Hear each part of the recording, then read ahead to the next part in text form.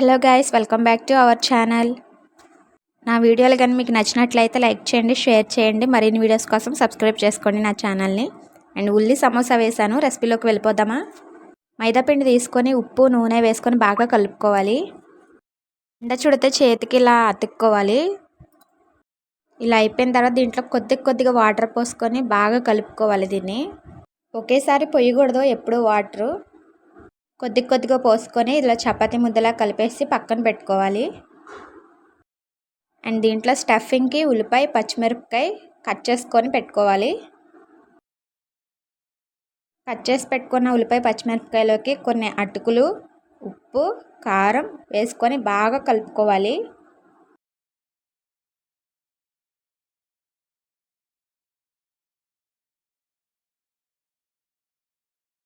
ఇలా అయిపోయిన తర్వాత దీన్ని పక్కన పెట్టేసుకొని ఇప్పుడు చపాతీలు చేయడానికి రెడీ చేసుకోవాలి. మైదా పిండిని ఇలా ఉండలు చేసేసుకొని పక్కన పెట్టేసుకుంటే ఈజీగా అయిపోతుంది.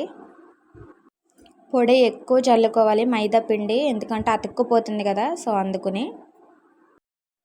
చపాతీ ఇలా చేసేసుకున్న తర్వాత దీని మీద ఆయిల్ అనేది అప్లై చేయాలి.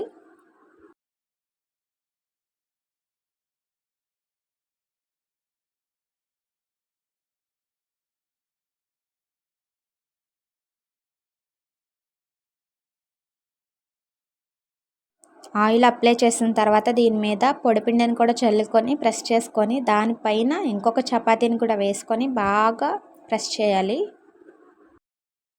ఎంత వీలైతే అంత పల్చగా ఒత్తుకోవాలి వీటిని. ఎంత పల్చగా వస్తే సమోసా మీకు అంత పర్ఫెక్ట్గా వస్తుంది.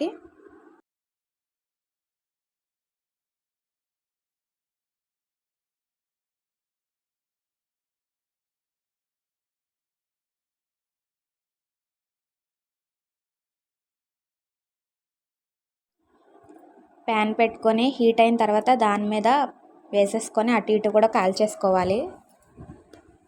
రౌండ్ షేప్లోనైనా చేసి కాల్చుకోవచ్చు, ఇలా స్క్వేర్ షేప్లోనైనా కట్ చేసుకొని కాల్చుకోవచ్చు. ఆయిల్ అప్లై చేసి ఇలా పొడిపిండిని రాస్తూ చేసుకోవాలి. అప్పుడే బాగా వస్తాయి మీకు చపాతీలు అనేవి పర్ఫెక్ట్గా వస్తాయి.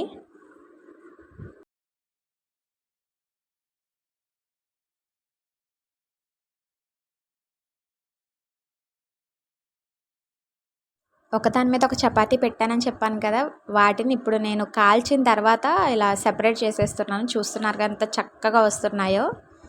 వీలైనంత పల్చగా చేసుకోవాలి, అప్పుడు సమోసా షీట్స్ లాగా వస్తాయి. చూస్తున్నారు కదా, పర్ఫెక్ట్గా వచ్చాయి నాకైతే. స్క్వేర్ షేప్లో కట్ చేసుకొని మిగిలినవన్నీ స్టఫింగ్ యూస్ చేసుకోవచ్చు. ఈ షీట్స్ని 1 మంత్ పాటు ఫ్రిడ్జ్లో పెట్టి స్టోర్ కూడా చేసుకోవచ్చు, పాడవకుండా బాగుంటాయి. 3 టేబుల్ స్పూన్ల మైదా పిండి తీసుకుని దాంట్లో కొద్దిగా వాటర్ పోసుకొని ఇలా క్రీమ్లా చేసుకొని పక్కన పెట్టుకోవాలి. షీట్స్ కట్ చేసేటప్పుడు మిగిలిపోయిన వాటిని ఇలా నూనెలో వేయించుకొని పక్కకు తీసుకొని స్టఫింగ్లో కలుపుకుంటే టేస్ట్ అయితే సూపర్గా ఉంటుంది. స్టఫింగ్ కూడా ఎక్కువ వస్తుంది. వీటిని కూడా బాగా దాంట్లో వేసేసి బాగా కలిపేసుకోవాలి.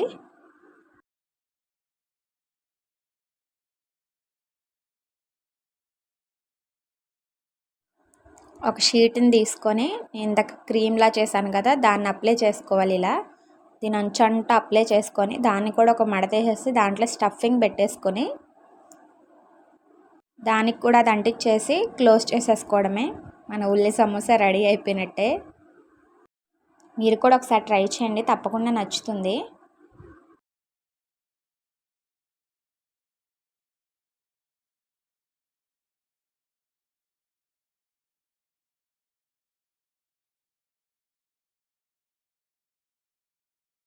నేను సమోసాలన్నిటినీ కూడా ఇలానే రెడీ చేసుకొని ఒక ప్లేట్లో పెట్టేసుకున్నాను. ఒక్కొక్కటి వేసి మళ్ళీ ఆయిల్లో వేసి అవి తీసి టైం పడుతుంది.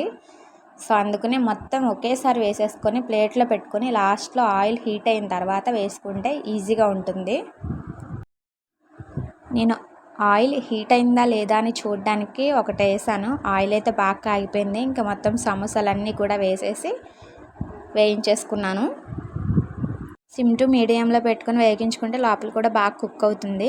టేస్ట్ అయితే సూపర్గా వస్తుంది. దీంట్లోనే మిర్చి కూడా వేయించేసుకొని దానిపైన సాల్ట్ వేసుకుంటే సూపర్గా ఉంటుంది. ట్రై చేయండి తప్పకుండా. Okay, bye.